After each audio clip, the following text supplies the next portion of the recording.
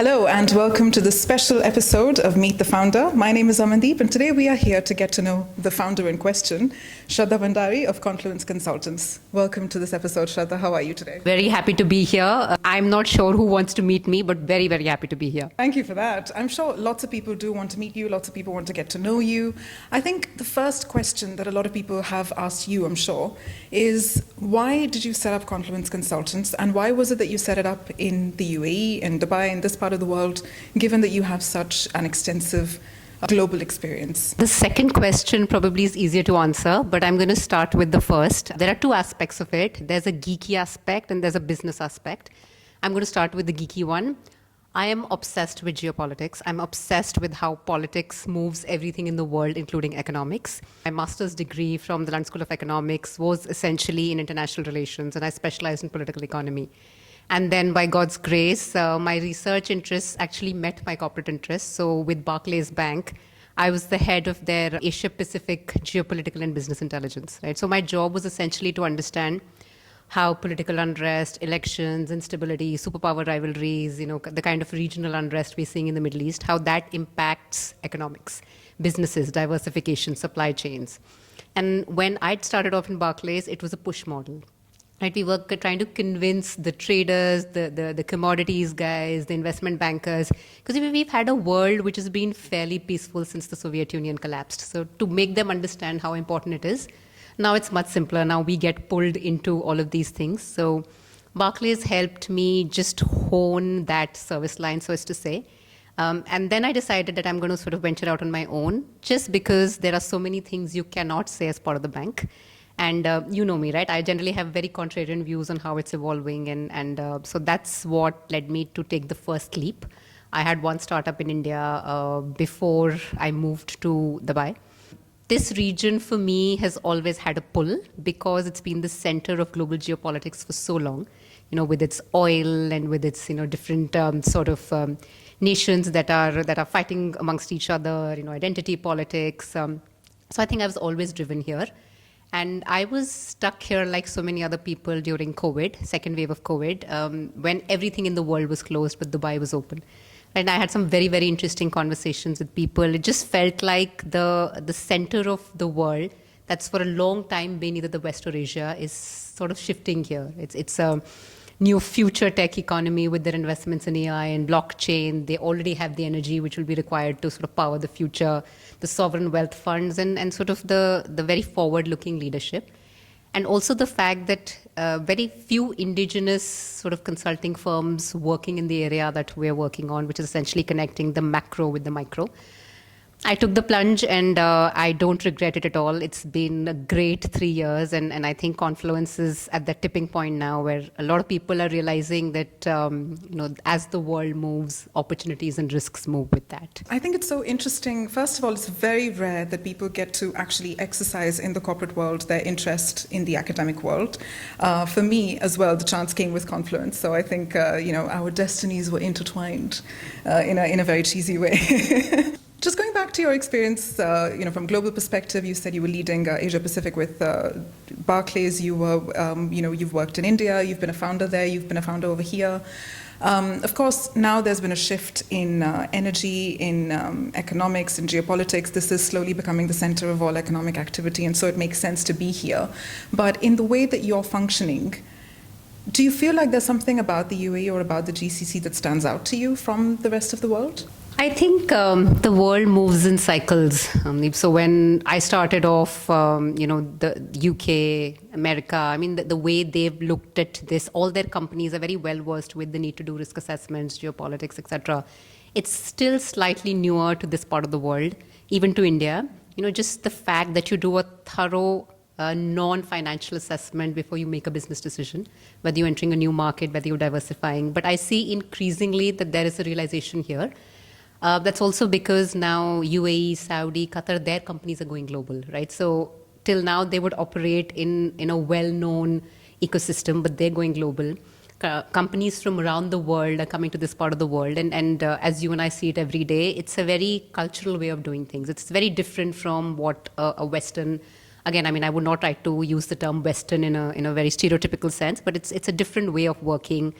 The governments move very differently. The way you relate to each other is very, very different. How you do personal relations is very different. So it's an exciting opportunity. Of course, as a founder, we think 10 times about, oh my God, what we're doing, and like, oh, why did we start this? But it's been, as I said, amazing 3 years. Very, very different ways of operating, but I think I've loved the opportunity to sort of unwind each bit of it. One thing I would say about this part of the world is they're very hospitable and nice to women entrepreneurs. Despite the kind of prejudices that exist, people have been extremely helpful to me. They've been extremely open to the ideas I bring in. And there's this innate sense of, bringing women increasingly into the workforce, which is not just cosmetic. There are rules that the UAE has passed. When I go and talk to government agencies, when I talk to incubators, accelerators, there's a certain respect they have. So I think that's been an amazing plus point for me. And then, of course, associating with great women like you, I think that's made the journey even more exciting. I think I've noticed that that very different attitude towards women, that respect for women that we don't really see in other parts of the world. And it's not to pinpoint specific markets, but even for people who ask us questions about, as a woman, how do you feel that you're treated in this part of the world? I feel like that shouldn't even be a question. I think this is just such a good place to be. And this isn't turning into like a UAE appreciation video or anything. So I'm going to move slightly away from the professional side of things. And maybe because, this is Meet the Founder, we want to get to know you a little bit. You've mentioned that you feel that we're now at the kind of tipping point of, let's say, success for Confluence. It's been 3 years since the company has been in motion. Some very interesting, some very exciting projects have come our way, and I've been lucky enough to be part of those projects. So for you personally, I suppose I have 2 questions. One is, what personally keeps you driving to move towards that tipping point that you think has now come after 3 years? And second, a lot of people believe in the power of manifestation. You've spoken about manifestation on your social pages. So how do you feel that links with your personal journey? 2.5 years, yeah. Let's not take those couple of months from us. So what drives me personally, and I think it's very interesting, the first conference I ever attended in Dubai, till then, I think it's something that women do to themselves all the time. I didn't think I'd done anything great. Right, so this is my first conference, and this region is typically not known for questions, right? So conferences don't really encourage you to ask questions. This was a conference that allowed us to ask questions, and I broke all records of asking questions in that conference. For multiple sessions, I would ask multiple questions, and the people who were presenting it became so enamored by the amount of questions I was asking that they would give me the dais again and again and again. And women came up to me after that, and they were like, it's so refreshing to see powerful questions coming from a woman in this part of the world where questions in themselves are not a done thing.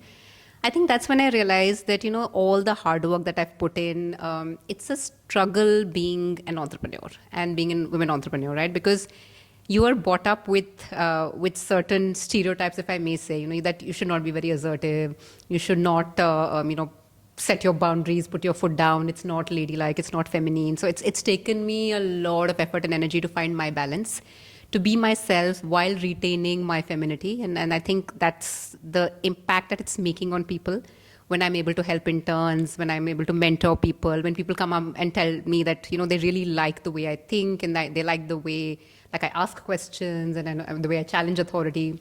I really, really like that. And I think what also drives me is the fact that I've given so many years to it. Yeah? I mean, I think I'm just there now. I just have to go on and reach that point. And just in Dubai specifically, the chance to create practically something new, contribute to the knowledge economy that the nation is building. I think that's what's driving me. And what was your second question? Sorry, manifestation. Yeah, I think this is a LinkedIn post that I put. The first ever meeting that I had, Mandeep, in Dubai for a business was in this very tower that we're sitting in, right? And I used to sit and think, oh my God, people in DIFC must be so smart, and I'll never make it here, and all of that. And so today we're sitting here with an office, deeply embedded in the ecosystem. So I think power of manifestation always helps. And I was just thinking maybe I should have manifested something else also, maybe a place in the Zabil Palace or some sort of, a private yacht, but whatever. I think this is amazing as well. So I tell everybody, I think we all tend to underestimate our own dreams. When I pray now, if, for example, I want $500,000 for a project and somebody tells me, no, you're never going to get it, I will still manifest it. No, we should not get afraid of our dreams. It's a very funny reference to your story about the questions. I was at a conference myself, and I asked a couple of questions. And then I met someone during the networking event, and I mentioned that I work with Shraddha, and then he said, oh, she asked some very brilliant questions the last time that we met at a conference. And so I think that is sort of, kind of that question quality is rubbing off on me as well. So I like that. I enjoy that myself as well.